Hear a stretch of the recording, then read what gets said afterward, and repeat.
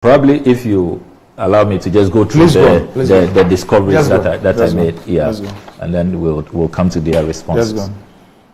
So first is that at the 1090 Vermont Avenue address, we do not have the National Cathedral of Ghana there. They don't have an office there. Second discovery. So I applied formally for the articles of incorporation and all annual reports, if they have filed, from the relevant authorities. I hold here copies of the response and the certificate of authenticity from Rebecca Janovich, dated 27th March 2023 at 7:11 p.m. This is to certify that they attach is a true and correct copy of the documents for this entity as shown by the records of this office, National Cathedral of Ghana and Bible Museum Foundation. So I do know by this certificate that I have obtained very authentic documents from the government of the District of Columbia, Department of Licensing and Consumer Protection, the Corporations Division. When you go through the articles of incorporation, it has emerged that none of the clergy who serve on the board of trustees here are part of that incorporation that has taken place in the United States of America. And I did make that point forcefully in the article that I put out. You notice that in Ghana, the board of trustees is made up of all of these respected clergy. However, what they've done in the United States of America departs from that. Now, you have to bear in mind that this is now presented as a national project. Since the 18th of July 2019, it has been incorporated as such. Our Attorney General is now secretary to the board. So this is now a national project based on those articles of incorporation from 2019, even if it did not start as a national project. You will expect that that same trajectory will be followed anywhere, because this is not just a private, endeavor where you can just do whatever you want. For good reason, accountability. You are using public funds and all of that. We should know who we will go to account to us on how they are using our taxes. We discovered for the first time that apparently some private citizens, really not known to the incorporation done in Ghana, are those really running the show over there in the United States of America. And the incorporation documents revealed Eric Ochridako, Dr. Vernon Dako. Not Ochridako. Ochridako. Really? Yes. Yes. Not Dako. No, there's Ochridako and there's Vernon Dako. Yeah, there are two Dakons. The two of them are Dakons. Yes, there are two Dakons. Not related. But the Cathedral Secretariat says they are not related. Now, Dr. Opoku Mensah is the third person there. So these are described as the governors. Now, interestingly, in their response, they say that they had done this before the Attorney General's advice on the 6th of January 2022. It's been more than a year since that advice. They claim that this is an interim arrangement. None of the documents I have, none of the filings I have here show that this is an interim arrangement. They have been operating as such. Is the reason I said underline maintenance. Yes. So we are now being told that they will reconstitute this and align it with the Attorney General's advice. But let me do something this morning to show the dishonesty that is at play. The attempt to hide behind a pre-January 6, 2022 advice that we were doing this because we didn't have the Attorney General's advice. That is why we registered this using these people and ignored all the clergy on the board. They put this out with the hope that I do not have a full appreciation of their conduct in the United States of America. Let me reveal to you this morning for the first time that I have secured other incorporations that they have done in the United States of America after the Attorney General's advice. Yes, and they did not follow this advice. So after the January 6, 2022 advice of the Attorney General, which they concede that they will now follow up and do the right thing, they have continued on this trajectory in the states of Illinois and Oklahoma after the advice of the Attorney General. I hold in my hands a second incorporation of the National Cathedral of Ghana and Bible Museum in the state of Illinois. Dated, they filed this the 2nd of September 2022. Will you believe that? 2nd September 2022. Okay. And the whole process was almost finalized. 10 months after the advice. And the whole process was finalized on the 2nd of October 2022. And this time, if you go through, I'll share a copy with you. And with all of these documents, I have a testimony from the Secretary of State. You see the signature that this is a certified true copy from the state of Illinois. The president is Dr. Vernon Darko at 1331 Gemini Street. Secretary is Eric Ochiri Darko. And director is Dr. Paulo Poku Mensah. And this is finalized on the 2nd of October 2022. I also have that of Oklahoma. That is even much recent, 12 December 2022, where they registered another National Cathedral of Ghana. In my first expose, I said I was going to do 7 series. But some of these blatant falsehoods is compelling me to bring out a number of these things even before the next episode. But perhaps it's good that I didn't put all of it so that we can now see, clearly the deception at play. So it is now established, I am clear in my mind, that it was deliberate to conduct themselves this way in the United States of America, with absolutely no regard to the January 6, 2022 advice of the Attorney General. And when they do that, what the advantage they have is that they evade accountability. You are using private citizens, they are not accountable to us, they are not incorporated in Ghana, they are not part of the National Cathedral of Ghana, legal architecture, legal arrangement. And remember that this is a not-for-profit. They applied that they won't pay taxes, and the IRS responded on the 13th of December 2021, granting them exempt status. So all of the funds they are raising, if you don't have a system of accountability, you don't know who is accountable, you don't have proper structures, corporate governance is not being respected, how do we know how much is being raised in our name, in the name of the people of Ghana? And how do we get them to account for it? So probably the National Cathedral of Ghana Secretariat did not know that we have a fuller picture of what they are doing in the United States of America. So that's the matter to do with the incorporation. Now let me move to Carrie Summers.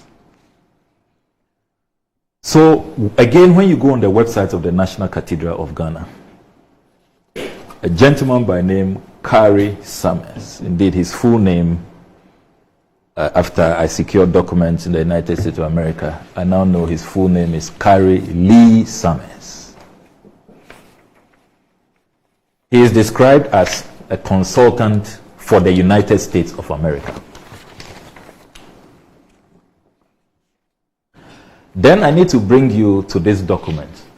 And this is really the reason I had to go to the United States, because I saw that we're spending so much money on U.S. operations, so much of Ghanaian taxpayers' money. Because when you go through this document, when we asked them to account for the 339 million in Parliament, they told us in this document that they had paid some money to a group known as the Nehemiah Group, 28.2 million Ghana cedis.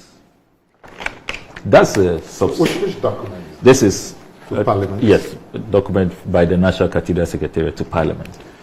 You know, this was in November last year, the 2023 budget approval, when they put in the budget for the first time an allocation of 80 million cedis.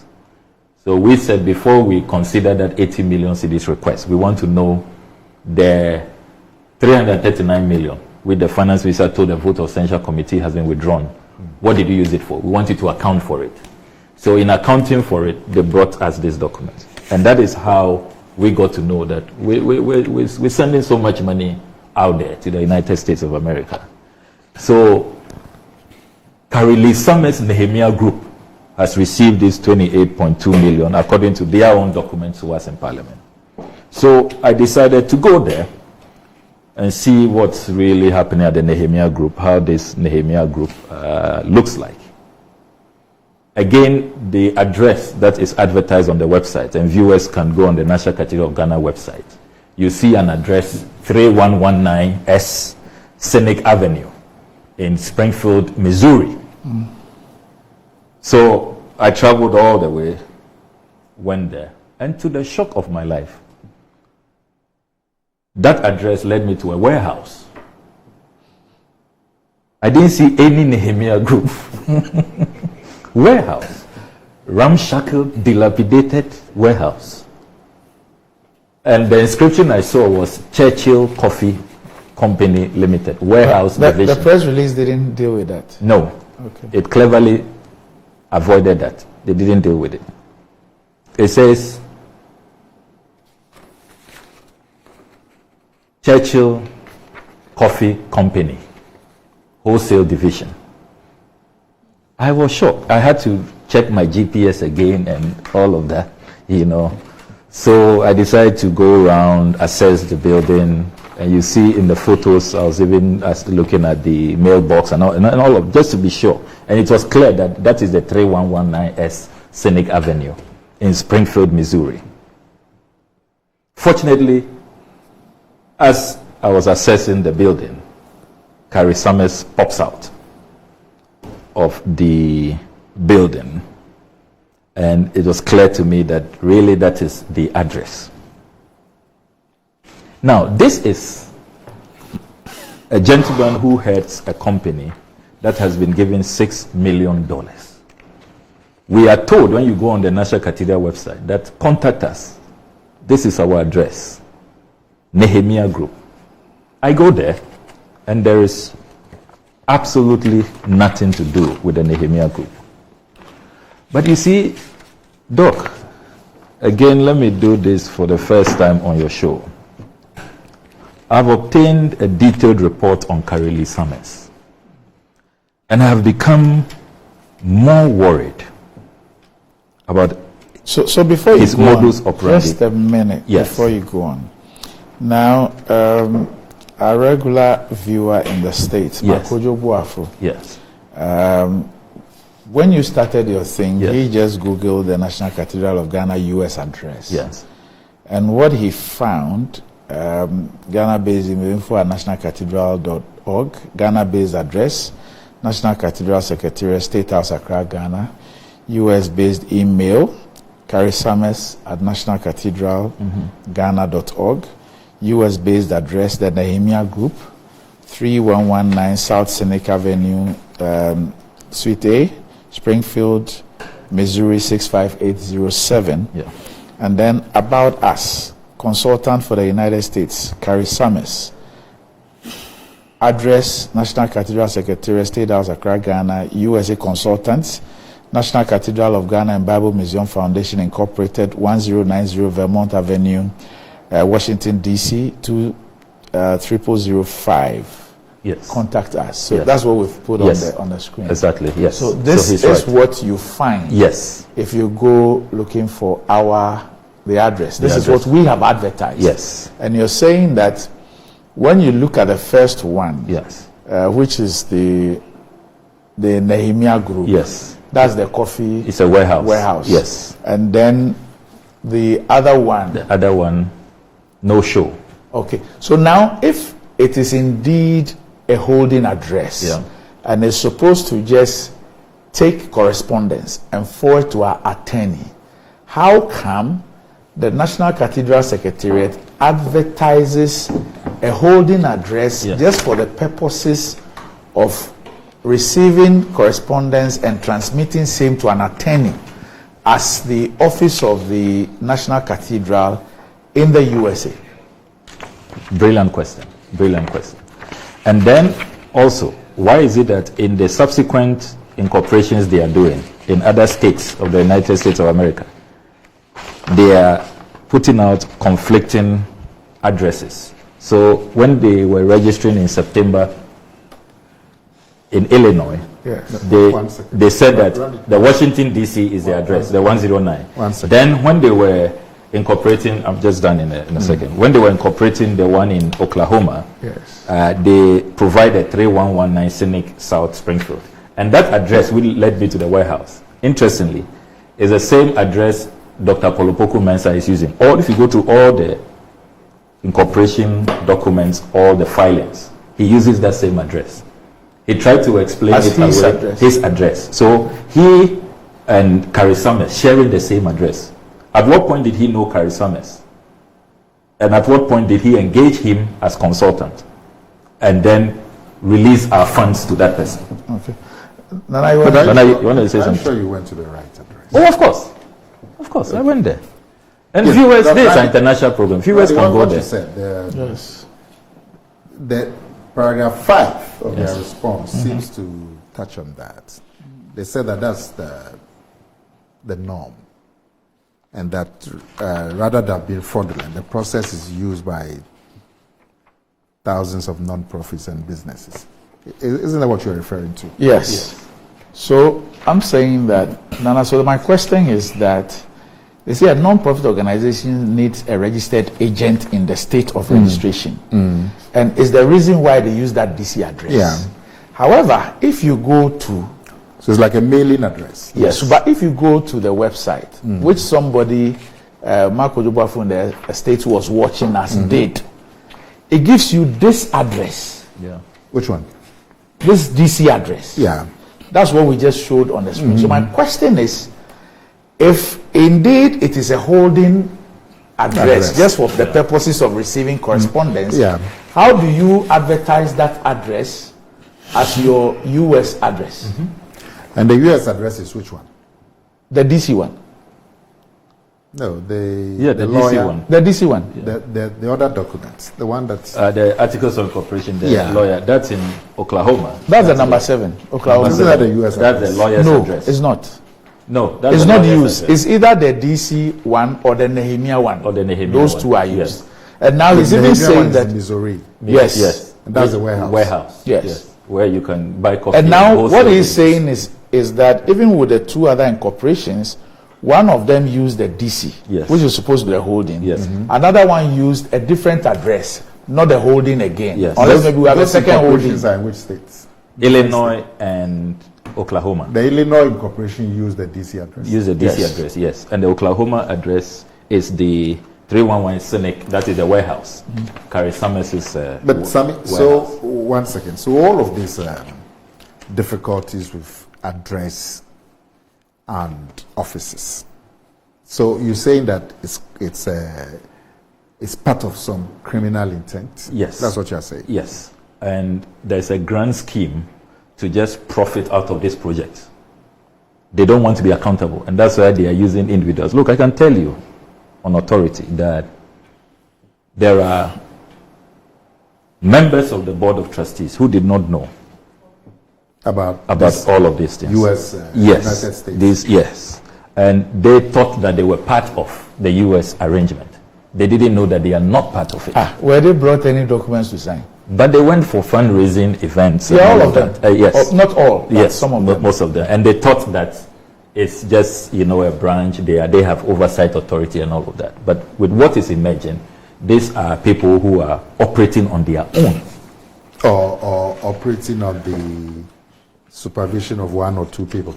Yes, and in flagrant disregard of the Attorney General's opinion of January 6, 2022. And as I have proved this morning, long after the Attorney General's opinion, they are still doing this.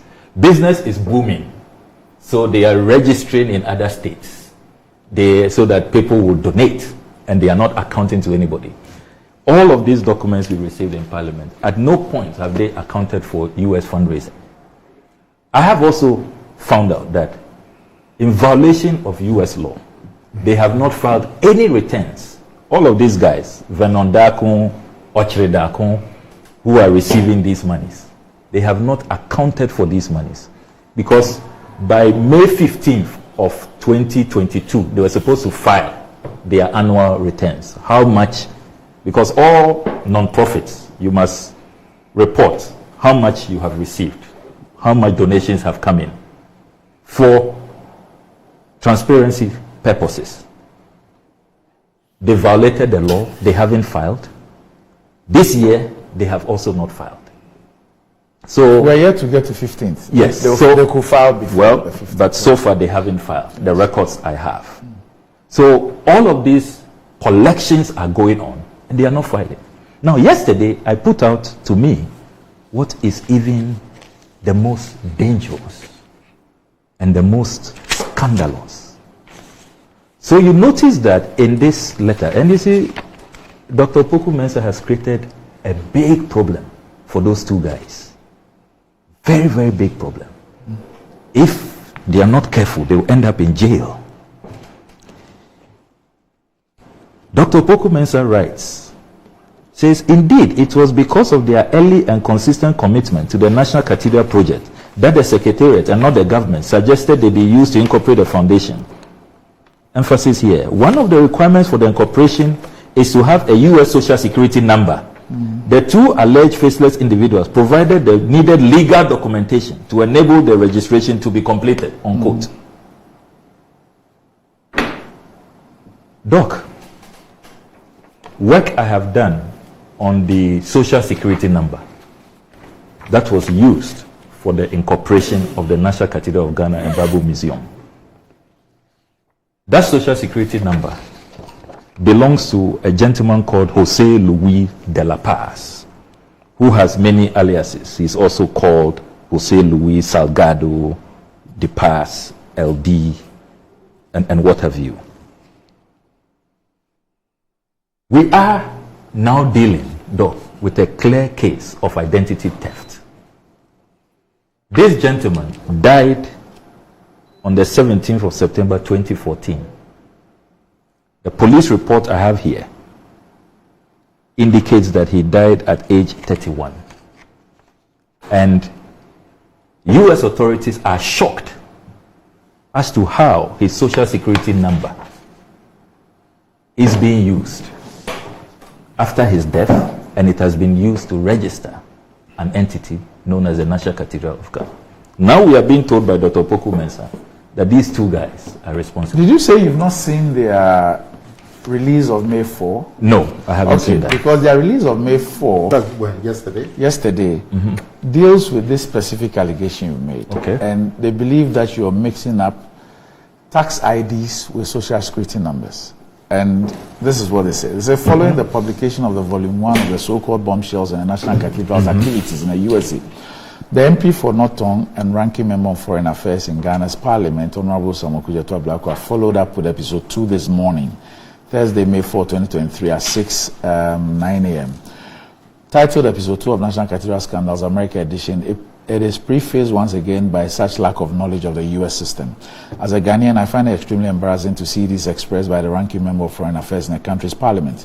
The main body of Episode 2, however, is the malicious accusation that the National Cathedral is guilty of some serious crime of identity theft in the registration of the National Cathedral Foundation in the USA. In arriving at this so-called identity theft, the MP distorts the information on the registration documents by taking the taxpayer ID number 86-3859197, Appendix 1, and disingenuously changes it to the Social Security number SSN 863-85-9197, belonging to a deceased named Jose Salgado, Appendix 2. He then proceeds to accuse the National Cathedral of using the stolen in quote identity of the deceased to register. For the record, the taxpayer ID number is issued for corporations and is separated by one dash, to wit 86-3859197. This taxpayer ID number is derived from the Employment Identification Number EIN, which is applied for as a first step in the application for a tax-exempt status. See Appendix 3. The Social Security number, on the other hand, is issued to individuals and is separated by two dashes, to wit 863-85-9197. Even if the numbers are the same, because of the dashes, they mean different things. Thus, the taxpayer ID 86-3859197 is not the same thing as the Social Security number 863-85-9197. But this distortion is neither the result of an accident nor of ignorance. It reflects the modus operandi of the MP, Okudzeto Ablakwa. All his so-called National Cathedral scandals, in quote, are distortions of information on the project.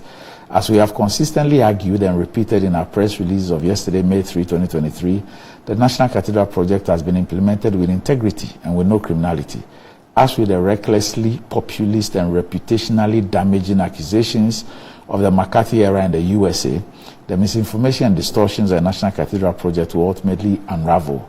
The unraveling of the so-called identity theft is just the beginning, and is signed by Dr. Paul Opoku-Mensah, and they've added the appendices of all the documents. So there's 1B, 1C, and then an appendix 2, 3, all of that, which shows that there's a tax identification and then the Social Security.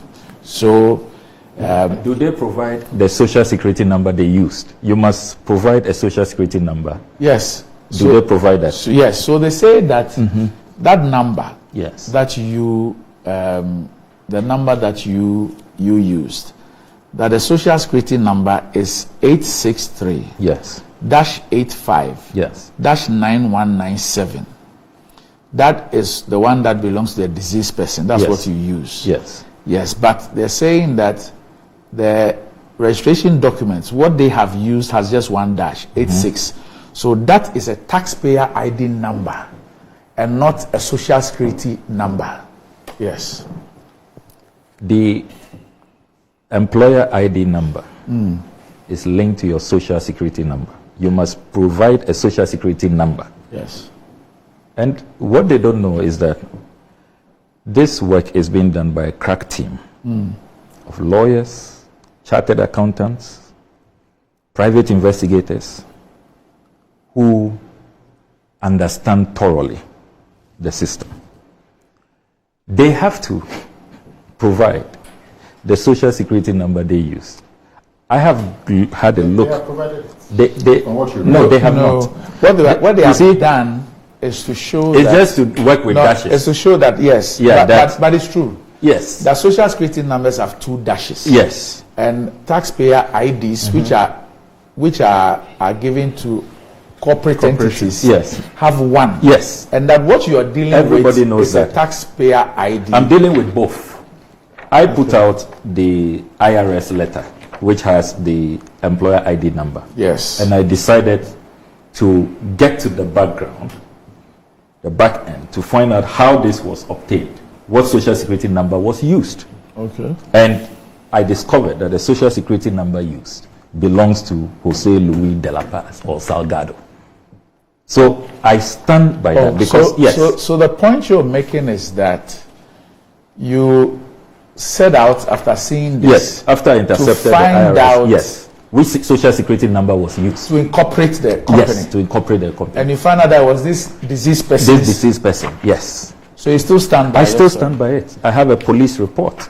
I have reports from the IRS. And what they don't know is that formal investigations have commenced into this, because the tax officials have told me that they are shocked. Are you suggesting that you have official documentation to suggest that it was the deceased person's social security that was used to obtain the tax ID? Absolutely. Yes. That's what you're saying? Yes. Absolutely. You're sure about that? Absolutely. Absolutely. I have all I'll share some of the documentation with you. All right. So Sammy, be wrapping up with us so that I can bring in Nana. So let me emphasize that. Yes. I insist that I have reports from IRS, from the police departments, all here, which show the social security number. I challenge the National Cathedral Secretariat to let us have the social security number they use, different from what I have secured, which is in the name of Jose Luis de la Paz, who died on September 17, 2014. Look, nothing is adding up about this cathedral, nothing. Now, let me deal with Carrie Summers. Carrie Lee Summers, who is sharing the same address as Dr. Polopoku Mensah. Very, very strange matter. And it raises issues of conflict of interest, insider dealing, and what have you. In their May 2nd statement, they claim that, what we have paid him is less than $1 million. Why are they not being exact? Why are they not telling us the specific amount? Look, it's public funds, so. You have paid somebody with public funds, our money, our taxes. Meanwhile, when you came to Parliament, I have the document here. Consultancy services. The Nehemiah Group and Bible Museum of Africa is the same guy. He is in charge of this organization, Carrie Summers. 28,244,716.97. Is this amount less than $1 million? At the time, when you work out the exchange rate, this was $6 million. But this was their own document. Their own document that they brought to Parliament. Yes. Okay. I don't know whether they thought that Parliament is just a dumping ground. When you bring your document, we won't interrogate it. It's the same difficulty they had with me when I was asking questions about JNS. You say you have paid somebody for contractors' mobilization. Then we ask, where is the contract? What kind of mobilization to do what? Then it opens a can of worms. Apparently it's one of your own on the board of trustees. The same thing here. You present documents. Anytime we ask questions, we delve deeper to really understand what is going on. Then you start telling us different stories. You have told us 28.2 million paid to this Carrie Summers group. He is the CEO, he is the president and CEO of these two entities. Now you are telling us that, less than $1 million. So where is the shortfall? Who is keeping the rest? They say that the point they make is that... and in any case, where is the contract with Carrie Summers? Even if it is for a peso or $1, where is the contract? What kind of coordination is Carrie Summers doing that the National Cathedral Secretariat cannot do? And why pay him upfront without performance? I mean, what's going on? They say that the total fees paid for his consultancy services is less than $1 million. That's what they say here on point 11. Yes, point 11. Now, on the document that was presented to Parliament, what do they say there? 28.2 million. For what? Consultancy services. To who? The Nehemiah Group. That's him? Yes. Okay. So it's 28 million? Yes. When was this presented to Parliament? November of last year, 2022. Yes. So in November 2022, less than $1 million was 28 million. That's what it means. That's what they are telling us. Okay. All right. I mean, I just can't fathom what's going on. Okay. And then you look at the modus operandi of Carrie Summers, Doc, as I conclude for Nana to come in. I have a whole dossier on Carrie Summers, and I am convinced that there's a lot of money laundering going on here. You see this same address, which the now National Cathedral of Ghana, registered in Oklahoma, is using that address now. And it's the same address Dr. Polopoku Mensah uses. The dossier I have secured on Carrie Summers, that same address, is registered so many companies there. So many companies with very interesting names. The warehouse. That warehouse, that same warehouse, he has here Churchill Coffee Company, from Abraham to Jesus. Another company. Is the name of a company? Yes, yes. From Abraham To Jesus. Yeah. Okay. Then he has Treasures of the Holy Land. That same address. Yes. Then Nehemiah Group is there. Adventure Legacy and Legends Tourism Development LLC is there. Carrie Lee Summers is there. Galilean Institute, same address. Yeah. Churchill Coffee Estate Company. Yeah. Churchill Coffee Company LLC. Ezra Management LLC. Out of Africa Coffee Company Limited LLC. Remix Coffee Company.